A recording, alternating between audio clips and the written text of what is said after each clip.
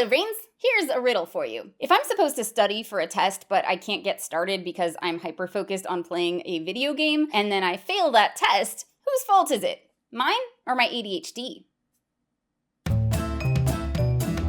The answer, it's complicated. ADHD is a chronic medical condition, and like any chronic medical condition, it comes with symptoms that create impairments that can't always be perfectly managed. One of those symptoms is difficulty regulating attention, transitioning from one task to the next, especially one that's less stimulating, and then actually being able to focus on that task. Even when we want to, even when we know it's really important, which in this situation created the impairment of not being able to study and doing terribly on the tests.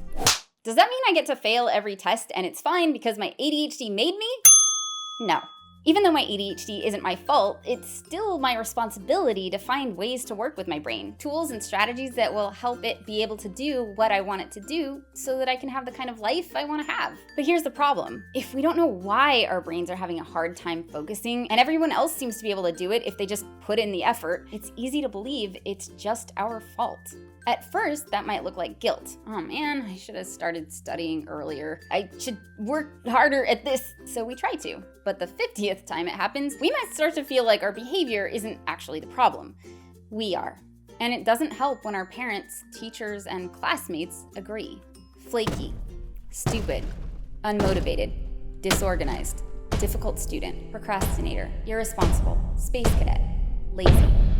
These are the labels a lot of us with ADHD pick up before our actual diagnosis. And even with a diagnosis, these labels are hard for us to shake. By then, many of us have internalized them. And there are still those who will say to our face or our Facebook feeds that our ADHD doesn't even exist. When everyone around you is doubting you, it's really hard not to doubt yourself. And all of the stigma and misunderstanding results in an incredible amount of shame. And while guilt can be productive, because guilt is about our actions, and our actions we can change, shame is never productive. Shame can actually be debilitating because shame doesn't tell us our actions are wrong. It tells us we are wrong. This shame can keep us from seeking the help we need. On the way to his diagnosis, my husband looked at me in the car and said, "What if I'm just lazy?" Luckily, I was driving, so we kept going, but I hear from so many people who are afraid to seek a diagnosis because what if it's just them? What if they don't have ADHD? What if it's just their fault? Shame can keep us from using strategies that could work for us. Because if we feel like we should be able to study without checking in with an accountability buddy, we're less likely to do it. Shame can make us feel like we'll never be anything but a failure. Instead of motivating us to change, shame can contribute to anxiety, depression, even addiction. So what's a brain to do? First, educate yourself and, if possible, the people around you on how your brain works. A lot of research has been done on ADHD, so there's a lot of good information out there. Articles, books, YouTube videos, podcasts, not all of it is reliable, but there are plenty of trustworthy sources for ADHD information that can help you learn how your brain works and what can help with the impairments. Second, connect with others with ADHD. Because while experts can be an important part of our mental health journey, they can't necessarily take away our shame. When a doctor prescribes us ADHD medication, we might feel ashamed if we believe we shouldn't need it. Even going to a therapist can feel embarrassing, like there's something wrong with us, like we need to be fixed.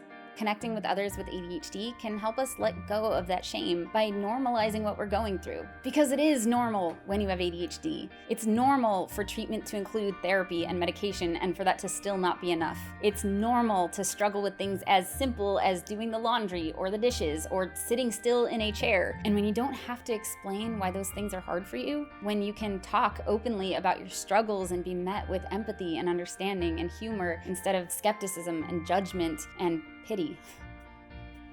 It's healing. Knowing you're not alone is healing.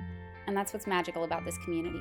Those of you in this community who have opened up about your struggles and strategies and strengths have changed my life and each other's lives for the better. We've celebrated each other's accomplishments. We've traded ADHD-friendly life hacks that come from hard-earned experience. And we've helped each other let go of a lot of shame. This kind of support, as it turns out, has a name. It's called peer support, and research shows that it can benefit people in a lot of ways, and I think we need more of it. So in between videos, we're creating more opportunities for ADHD peer support in 3 ways. 1, chat forums. If you want to live chat with other ADHD brains, you can do that privately, anytime, pretty much day or night, on Discord through donating on Patreon. There are also free public forums for the tribe at forums.howtoadhd.com, created by this brain, the impressive Scott Melville, and moderated by this brain, the incredible Harley. Head over and visit if you want a bear-waving hi at you. 2, there are some secret projects I can't tell you about just yet, but I will announce them for ADHD Awareness Month, and they're going to be awesome. 3, in-person meetups. There's only so much connecting you can do through a computer. Meeting up with other ADHDers live and in person is really fun. The first time I experienced this was in 2016 at Chad's International ADHD Conference. That year I was kind of shy. I had just started the channel and I wasn't sure I was going to be welcome among the real experts and ADHD veterans. But Eric Tivers showed me around and introduced me to everyone, and everyone was all fidgeting and spacing out and talking all at the same time, and nobody cared, and it was so much fun, and I'm pretty sure I cried a few times.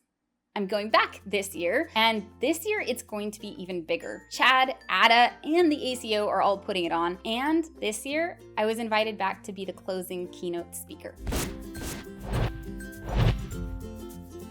So if you can make it, highly recommend it. And if you let me know you're coming, I can host a meetup there as well. You could even meet our resident research consultant, Patrick. He's the winner of this year's Young Scientist Award for his research on exercise and the ADHD brain. If you can't make it because you live in New Zealand, what are you doing next week? If you can't make it for other reasons, no worries. I'm sure there'll be more opportunities to meet up, and I will keep you posted. That's it for this week. To our brain advocates and all our Patreon brains, what would I do without you? So much of what we do on this channel has been influenced and improved by our conversations with our Patreon brains. For that and your support every month that allows us to keep doing what we do, thank you. And I just realized how much extra stuff I've put on my plate over the next couple of months, and I have no idea if or how I'm going to pull any of this off, but I know it'll be okay, because you get it. I'll try to see you next week. Bye, brains!